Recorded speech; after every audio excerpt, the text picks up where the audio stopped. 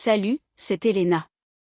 Revenge Shift, c'est l'endroit où l'on raconte des histoires qui vous restent en tête longtemps après la dernière phrase. Si c'est ce que vous cherchez, abonnez-vous. On commence. Je m'appelle Claire Beaumont et je suis architecte logiciel senior dans une entreprise du secteur de la santé. Je gagne bien ma vie, environ 187 000 $ par an, et je suis financièrement indépendante depuis mes 23 ans.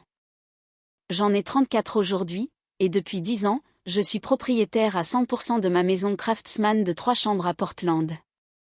Pas de crédit immobilier. Pas de copropriété. Mon nom, est uniquement le mien, sur l'acte de propriété. Mais quand il s'agit de mes parents et de mon frère adoré, Marc, la réalité a toujours été malléable. Les faits ne comptent que lorsqu'ils les arrangent. Le jour où tout a explosé avait pourtant commencé de façon tout à fait banale. Je travaillais depuis chez moi, en train de finaliser une revue de code sur mon ordinateur portable, installé dans la véranda que j'avais fait rénover 2 ans plus tôt. À 11h47 précise, la sonnette a retenti. Je n'attendais personne et j'ai tout de suite senti que quelque chose clochait. Quand j'ai ouvert la porte, mes parents se tenaient là, avec Marc et sa femme, Juliette, juste derrière eux. Garé le long du trottoir, un camion Huol attendait, moteur encore allumé. J'ai senti mon estomac se nouer avant même qu'il ne dise un mot. Fais tes cartons, a lancé ma mère d'un ton sec. Ton frère et sa femme emménagent ici demain. Pas de bonjour. Pas de « comment vas-tu ?» Elle regardait déjà par-dessus mon épaule, évaluant la maison, réorganisant mentalement mes meubles comme si la décision était actée. J'ai cligné des yeux. Pardon, quoi ? Ne complique pas les choses, Claire, a soupiré mon père, déjà agacé, comme si j'étais le problème. Marc et Juliette ont besoin de cette maison. Ils attendent un bébé. Je les fixais, tous les 4, plantés sur le seuil de la maison que je possédais depuis 10 ans, quand mon père a éclaté de rire, bref, méprisant, condescendant. Tu ne possèdes pas la maison familiale, a-t-il dit. C'est nous qui avons acheté cette maison. Nous l'avons toujours considérée comme un bien de famille. L'audace de ces paroles m'a coupé le souffle. J'avais acheté cette maison seule, en 2014. Chaque dollar provenait de mes économies. Mes parents n'avaient jamais versé un centime ni alors, ni jamais. Ils n'y avaient jamais vécu. Ils n'y avaient même jamais passé une nuit. Ce n'est pas la maison familiale, ai-je répondu lentement. C'est ma maison. Je l'ai achetée. Mon nom est le seul inscrit sur l'acte. Ma mère a balayé l'argument d'un geste de la main. Des détails. Ton père t'a donné l'argent pour l'apport. Non, ai-je rétorqué. J'ai économisé 78 000 $ toute seule. J'ai les relevés bancaires qui montrent chaque dépôt. Marc a fini par intervenir, la voix tendue, faussement patiente. Claire, on n'a pas le temps pour ça. Juliette est enceinte de 4 mois. On a besoin de plus d'espace que notre appartement. Tu vis seule. Garder une maison comme celle-ci pour toi toute seule, c'est égoïste. Égoïste ? Ai-je répété. Parce que je vis dans la maison que j'ai payée ? Tu fais exprès, a ajouté Juliette en posant une main sur son ventre encore à peine arrondi. La famille, ça s'entraide. On ferait la même chose pour toi. C'était faux. Quand j'avais eu besoin d'aide pour déménager, 7 ans plus tôt, Marc était trop occupé, et mes parents m'avaient répondu que je gagnais assez bien ma vie pour payer des déménageurs. Soyons parfaitement clairs, ai-je dit. Cette maison est à moi légalement, financièrement, à tous les niveaux. Vous n'emménagez pas ici. Vous n'avez jamais été invité. Le visage de mon père s'est assombri. On ne te demande pas la permission. Marc a plus besoin de cette maison que toi. Tu peux très bien réduire la voilure. Tu n'as pas besoin de 3 chambres et d'un jardin pour toi toute seule. Sans un mot de plus, j'ai sorti mon téléphone. Qu'est-ce que tu fais ? A claqué ma mère. J'appelle mon avocat, ai-je répondu en faisant défiler mes contacts. Richard Moreau s'était occupé à la fois de l'achat de la maison et de mon organisation patrimoniale. Il a décroché à la 2e sonnerie. Richard, c'est Claire Beaumont. J'ai besoin que vous veniez chez moi immédiatement avec les documents prouvant que je suis propriétaire. Ma famille essaie d'emménager sans autorisation et refuse de partir. Et j'ai besoin que vous contactiez le bureau du shérif, on est à 2 doigts d'une violation de propriété. J'arrive dans 12 minutes, a-t-il répondu sans hésiter. Je préviens moi-même la shérif Mitchell. Ne les laissez pas entrer. J'ai raccroché et relevé la tête. Ma famille me regardait comme si j'avais perdu la raison. Tu as appelé un avocat ? A dit Mark, abasourdi. Contre ta propre famille ? Vous essayez de me prendre ma maison, ai-je répondu calmement. Tu t'attendais à quoi ? Le visage de ma mère s'est crispé. C'est tout toi, Claire. Froide. Toujours à choisir des étrangers plutôt que ta famille. On ne t'a pas élevée comme ça. Vous m'avez élevée à être indépendante et autonome, ai-je répondu. Je ne fais que suivre vos enseignements. Mon père a fait un pas en avant, tentant de me dépasser pour entrer dans la maison. J'ai campé sur mes appuis et bloqué l'entrée. Pousse-toi, a-t-il ordonné. On commence à décharger les affaires de Mark. Si vous mettez un pied à l'intérieur sans mon accord, ai-je dit d'une voix posée, vous serez arrêté pour intrusion et effraction. Tu n'oserais pas, a-t-il répliqué, mais j'ai perçu l'hésitation. Regarde-moi faire. Nous sommes restés là, dans un silence lourd et étouffant, pendant exactement 11 minutes. Puis une BMW s'est garée derrière le camion U-Haul. Richard en est sorti, attaché caisse à la main. Une trentaine de secondes plus tard, une voiture du shérif est arrivée. La shérif Mitchell, que je reconnaissais pour l'avoir déjà vue lors d'un conflit de voisinage, s'est approchée, calme et professionnelle. Madame Beaumont, a-t-elle dit, votre avocat m'a parlé d'un litige immobilier. Ces personnes tentent d'emménager chez moi sans mon autorisation, ai-je expliqué. Elles revendiquent des droits de propriété qu'elles n'ont pas. Richard a ouvert sa mallette et lui a tendu un dossier. Shérif Mitchell, voici l'acte de propriété. Claire Beaumont est l'unique propriétaire. Achat en juin 2014. Aucun co-signataire, aucun copropriétaire. Le prêt a été intégralement remboursé en 2019. Vous trouverez aussi l'assurance titre et les avis d'imposition prouvant qu'elle paie seule les taxes foncières depuis 10 ans. La shérif a examiné les documents attentivement. Et ces personnes ? A-t-elle demandé en désignant ma famille. Mes parents et mon frère, ai-je répondu. Ils n'ont jamais vécu ici, n'ont jamais contribué financièrement et n'ont aucun droit sur ce bien. La shérif s'est tournée vers mes parents. Avez-vous des documents prouvant que vous avez des droits légaux sur cette propriété ? Le visage de mon père est devenu écarlate. On n'a pas besoin de papier. On est ses parents. On lui a donné l'argent. Avez-vous une preuve ? A demandé Richard calmement. Des chèques, des virements, un contrat de prêt ? Personne n'a répondu. J'ai examiné l'intégralité des relevés financiers de Madame Beaumont pour cette période, a poursuivi Richard. Chaque dollar de l'apport provient de son employeur, par virement direct. Il n'y a eu aucune contribution extérieure. Ma mère paniquait visiblement. C'est absurde. Claire, dis-leur que c'est un malentendu. On est une famille. Ce n'est pas un malentendu, ai-je répondu. Vous êtes arrivé sans prévenir, vous m'avez ordonné de quitter ma propre maison et vous avez essayé d'y installer quelqu'un d'autre. Il s'agit d'une tentative de vol et d'une intrusion sur propriété privée, a déclaré la shérif Mitchell en refermant le dossier. Toutes les personnes présentes, à l'exception de Madame Beaumont, doivent quitter immédiatement les lieux. C'est une propriété privée, et la propriétaire vous demande de partir. C'est complètement dingue, a hurlé Mark. C'est ma sœur. Juliette est enceinte. On a besoin de cette maison. Votre situation personnelle ne prévaut pas sur le droit de propriété, a répondu la shérif d'un ton ferme.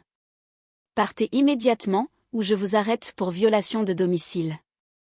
Juliette a éclaté en sanglots, et ma mère l'a prise dans ses bras. Claire, s'il te plaît, a-t-elle supplié. Pense à ton futur neveu ou à ta future nièce. Cet enfant mérite un bon foyer.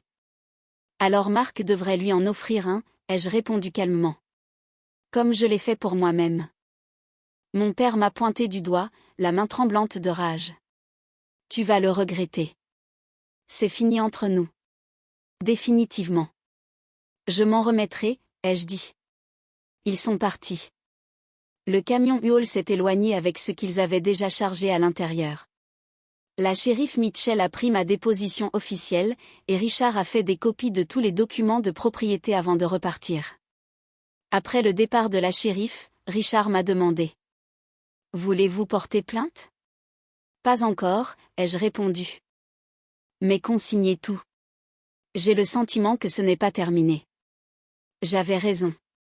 Au cours de la semaine suivante, j'ai reçu 47 appels de membres de la famille. Ma tante Lucille m'a accusé d'être égoïste et sans cœur. Mon oncle Robert a affirmé que je détruisais la famille. Ma cousine Stéphanie m'a envoyé un long message expliquant à quel point ma grand-mère défunte aurait eu honte de moi. Comme aucun d'eux ne voulait entendre ma version des faits, j'ai bloqué la plupart de leurs numéros. Puis Mark est passé à l'attaque en ligne. Il a lancé une véritable campagne de dénigrement sur les réseaux sociaux, publiant sur Facebook un message sur sa « sœur sans cœur », qui refusait d'aider sa belle-sœur enceinte et s'accrochait à une soi-disant maison familiale dont elle n'avait même pas besoin. Il a identifié des amis communs, des cousins éloignés et des personnes à qui je n'avais pas parlé depuis le lycée. La publication a été partagée 340 fois avant que je ne fasse des captures d'écran et que je les envoie directement à Richard. C'est de la diffamation, a-t-il conclu après lecture. Il fait des déclarations mensongères qui portent atteinte à votre réputation. Cette maison n'a jamais été un bien familial. On peut lui envoyer une mise en demeure ? Ai-je demandé. Bien sûr. Je m'en occupe aujourd'hui. 3 jours plus tard, la lettre de cessation et désistement est arrivée chez Mark par courrier recommandé. Dans l'heure qui a suivi, il m'a appelé 62 fois. Je n'ai répondu à aucun appel. Puis ma mère a appelé. « Claire » a-t-elle dit, bouleversée, « tu envoies des menaces juridiques à ton frère. » « À ton propre frère ? Il a menti publiquement à mon sujet et sur ma maison, ai-je répondu. C'est de la diffamation. Il est sous énormément de pression, a-t-elle insisté. Juliette ne fait que pleurer. Ils sont coincés dans un minuscule appartement et n'ont pas les moyens de plus grand avec le salaire de Mark. Mark travaillait dans la vente et gagnait environ 52 000 $ par an. Juliette, elle, ne travaillait pas. Ils ont choisi leur situation financière, ai-je dit. Ce n'est pas à moi de la réparer en abandonnant ma maison. On t'a élevé pour que tu prennes soin de ta famille, a répliqué ma mère sèchement. Non, l'ai-je corrigé. Vous m'avez élevé en me faisant croire que les besoins de Mark passaient toujours avant les miens. Ça s'est arrêté le jour où j'ai grandi et compris que ce n'était ni normal ni sain. Elle a raccroché. 2 semaines plus tard, la situation a encore dégénéré. Je rentrais du bureau et j'ai essayé d'ouvrir ma porte d'entrée. Ma clé ne fonctionnait pas. J'ai réessayé. Rien. C'est là que j'ai remarqué que la serrure avait été changée. J'ai appelé Richard immédiatement. Puis la police. Avant leur arrivée, j'ai appelé la maison de mes parents depuis ma voiture. Mon père a décroché. « Claire » a-t-il dit d'un ton satisfait, enfin prête à discuter. « Vous avez changé mes serrures » ai-je demandé. « Mark l'a fait » a-t-il répondu. Lui et Juliette ont emménagé ce matin. Tu peux venir récupérer tes affaires si tu te montres raisonnable. Étrangement, je me sentais parfaitement calme. Donc Mark est entré chez moi par effraction et a changé les serrures. Ce n'est pas une effraction, a dit mon père. Il a utilisé le double des clés sous le pot de fleurs. J'avais retiré cette clé de secours 6 ans plus tôt, mais visiblement, Mark en avait fait une copie avant. Ce qui signifiait que ce n'était pas improvisé. C'était prémédité. J'appelle la police, ai-je dit. Mark est entré illégalement chez moi, a changé les serrures et occupe ma propriété. C'est un cambriolage et une intrusion criminelle. Tu n'oserais pas, a-t-il répondu. J'ai raccroché et composé le 911. La police est arrivée 7 minutes plus tard. Je leur ai tout montré, l'acte de propriété, mon permis de conduire avec cette adresse, les factures d'électricité et les avis de taxes foncières. Chaque document portait mon nom. Celui de Mark n'apparaissait nulle part. Lorsque les agents sont entrés dans la maison avec mon autorisation, en tant que propriétaire légal, ils ont trouvé Marc et Juliette en train de déballer des cartons dans ma chambre. Mes affaires avaient été entassées dans des sacs poubelles et jetées dans le garage. Marc a été arrêté sur le champ. Juliette aussi, en pleurs du début à la fin. Les chefs d'accusation étaient clairs: cambriolage, intrusion criminelle et dégradation. Ils avaient forcé la porte de ma chambre et l'avaient endommagée. Mes parents sont arrivés juste au moment où Marc était installé à l'arrière de la voiture de police. « Tu fais arrêter ta belle-sœur enceinte ?» a hurlé ma mère. « Quel genre de monstre es-tu ? » Celui qui ne laisse pas les gens voler sa maison, ai-je répondu. Mon père avait l'air anéanti. On ne te pardonnera jamais. Ça me va, ai-je dit. Ils ont payé la caution pour Marc et Juliette, 11 500 $ chacun. Ils ont dû contracter un prêt pour couvrir la somme. Le lendemain, Richard a déposé une demande d'ordonnance restrictive. Compte tenu de l'effraction et des arrestations, le juge l'a accordée immédiatement. Mes parents, Marc et Juliette, avaient l'interdiction de s'approcher à moins de 150 mètres de moi et de ma propriété. Et ensuite, tout s'est encore aggravé pour eux. L'employeur de Marc a appris l'arrestation. Quelqu'un leur avait envoyé des captures d'écran de ses publications Facebook accompagnées du rapport de police. La politique interne était sans ambiguïté: tout employé arrêté pour des infractions liées au vol était licencié immédiatement. Sans le salaire de Marc, ils ne pouvaient plus payer leur appartement. Ils ont emménagé chez mes parents, dans leur petit 2 pièces exigu.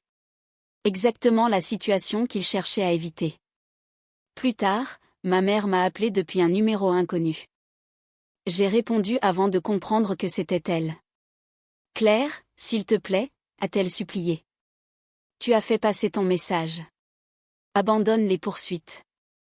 Marc a perdu son travail. Ils n'ont nulle part où aller. Il a commis un crime, ai-je répondu. Ce sont les conséquences. C'est ton frère. Le frère qui est entré par effraction chez moi pour voler ma maison. On te paiera un loyer, a-t-elle plaidé. Laisse-les simplement rester. Non, ai-je dit. Cette maison est à moi. Ils n'y vivront jamais. Elle m'a insulté comme je ne le répéterai pas ici, puis a raccroché. La procédure pénale a suivi son cours. Richard m'a présenté à la procureure, Amanda Renaud, qui s'est montrée particulièrement investie dans l'affaire. Il a essayé de vous humilier publiquement pour vous forcer à céder votre bien, m'a-t-elle expliqué. Quand ça n'a pas fonctionné, il a commis un cambriolage. Cela démontre une préméditation et une intention claire. Le juge ne sera pas indulgent. L'avocat commis d'office de Marc a tenté de négocier un accord. Richard et moi étions prêts à l'envisager, mais à des conditions très précises: le remboursement intégral de tous les dommages, une rétractation publique formelle de chaque déclaration diffamatoire que Marc avait publiée, et un engagement définitif de non-contact. Marc a refusé chacune de ces conditions. Il continuait à se voir comme la victime. L'affaire est donc allée jusqu'au procès, 4 mois plus tard. Il a duré 2 jours. Les preuves étaient accablantes. L'acte de propriété établissant que j'étais l'unique propriétaire de la maison. Les documents du serrurier prouvant que Marc avait payé pour faire changer les serrures. Les rapports de police. Les captures d'écran de ses publications Facebook m'attaquant publiquement. Les témoignages de Richard et de la shérif Mitchell. Il n'avait nulle part où se cacher. Marc a été reconnu coupable de tous les chefs d'accusation. Le juge l'a condamné à 18 mois de prison avec sursis, assorti d'une mise à l'épreuve, ainsi qu'à 400 heures de travaux d'intérêt général. Il a également été condamné à verser 23 750 $ de réparation, couvrant les dégâts causés à ma maison, mes frais juridiques et les coûts liés à la sécurisation du bien. En plus de cela, il devait publier une rétractation publique sur le même compte Facebook qu'il avait utilisé pour me diffamer. Cette publication a récolté 43 mentions « j'aime ». Son mensonge initial avait été partagé 340 fois. La plupart des gens n'ont jamais vu la vérité. Pendant que Marc effectuait ses travaux d'intérêt général, Juliette a demandé le divorce. Elle est retournée vivre chez ses parents, dans l'Ohio. Leur bébé, une petite fille, est née 3 mois après le procès. Marc dispose désormais d'un droit de visite encadré 2 fois par mois. Comme sa probation lui interdit de voyager hors de l'État sans supervision, ce sont mes parents qui l'emmènent en voiture dans l'Ohio pour ses visites. Ma famille élargie s'est disloquée après cela. Environ 60% ont pris le parti de mes parents et de Mark, me qualifiant de cruel et d'impitoyable. Près de 30% ont admis à voix basse que j'avais agi correctement, mais ont préféré ne pas s'impliquer. Les 10% restants, principalement des cousins plus jeunes, eux-mêmes boucs émissaires dans leur famille, m'ont contacté en privé pour me soutenir. 6 mois après le procès, ma tante Raphaël, la sœur cadette de mon père, m'a appelé. J'aurais dû parler plus tôt, m'a-t-elle dit. Tes parents ont toujours favorisé Mark. Je les ai vus excuser ses échecs et minimiser tes réussites toute ta vie. Tu étais plus brillante, tu travaillais plus dur, tu étais plus responsable et ils t'en ont voulu pour ça, parce que ça faisait ressortir les faiblesses de Mark. Je sais, ai-je répondu doucement. Ce que tu as fait, a-t-elle poursuivi, poser des limites, te défendre, refuser d'être dépouillé, ça demandait du courage. Je suis fière de toi. Et je suis désolée de ne pas t'avoir défendu quand il t'attaquait. Merci, ai-je dit. Et je le pensais vraiment. 8 mois après le procès, mes parents ont tenté une dernière manipulation. Ma mère a été diagnostiquée avec de l'hypertension et des troubles de santé liés au stress. Mon père m'a appelé depuis un énième numéro inconnu. Ta mère est malade à cause du stress que tu lui as causé, a-t-il dit. S'il lui arrive quelque chose, ce sera de ta faute. À ce moment-là, j'étais en thérapie depuis 6 mois. Ma thérapeute, la docteure Sarah Lefebvre, m'avait aidé à identifier les schémas de manipulation et de violence émotionnelle dans lesquels j'avais vécu pendant des décennies. La santé de ma mère relève de sa responsabilité et de celle de son médecin, ai-je répondu, en reprenant exactement les mots que la docteure Lefebvre et moi avions répétés. Je ne suis pas responsable des conséquences liées au fait que d'autres personnes aient choisi de commettre des crimes contre moi. Tu es sans cœur, a-t-il craché. J'ai des limites, ai-je répondu. Ce n'est pas la même chose. Il a raccroché. Je n'ai pas parlé à mes parents ni à Mark depuis 2 ans. L'ordonnance restrictive a fini par expirer, mais je l'ai renouvelée malgré tout. Mark a terminé sa probation, mais son casier judiciaire rend l'accès à un emploi stable difficile. Il travaille désormais à temps partiel dans un entrepôt et vit toujours chez mes parents. Il voit sa fille, aujourd'hui âgée de 2 ans, 2 fois par mois, sous supervision, car Juliette ne lui fait pas confiance seule avec elle. Mes parents vivent toujours dans leur petit appartement de 2 chambres. Ils ont des difficultés financières, en partie parce qu'ils soutiennent Mark, et en partie à cause des prêts contractés pour payer sa caution et sa défense juridique. Mon père a dû repousser sa retraite d'au moins 5 ans. Quant à moi, je suis toujours dans ma maison. J'ai rénové la chambre que Mark et Juliette avaient endommagée et je l'ai transformée en bureau. J'ai été promue l'an dernier et je travaille désormais comme architecte principal, avec un salaire de 215 000 $ par an. Je fréquente aussi quelqu'un, un homme bienveillant nommé David, spécialisé en droit de l'environnement, qui trouve que les limites saines ne sont pas seulement raisonnables, mais attirantes. Je dors bien la nuit. On me demande parfois si je me sens coupable. Si je regrette d'avoir été si dure avec ma famille. Si j'aurais aimé être plus indulgente. La réponse est non. Ma famille n'a pas commis une erreur. Elle a fait un choix délibéré, me prendre quelque chose qui m'appartenait, parce qu'elle estimait que les besoins de Mark passaient avant mes droits. Quand j'ai dit non, ils ont escaladé la situation. Quand ils ont été avertis juridiquement, ils ont commis des crimes. À chaque étape décisive, ils ont choisi le sentiment d'être en droit plutôt que le respect. Je n'ai pas ruiné leur vie. Ils ont ruiné la leur en croyant avoir droit à ma propriété, à mon travail et à mes sacrifices. Moi, j'ai simplement refusé de continuer à participer à ma propre victimisation. La docteure Lefebvre appelle cela se libérer du sacrifice obligatoire et l'idée que certains membres de la famille doivent tout donner aux autres, sans considération pour l'équité ou la réciprocité. Pendant 32 ans, j'ai été ce sacrifice désigné.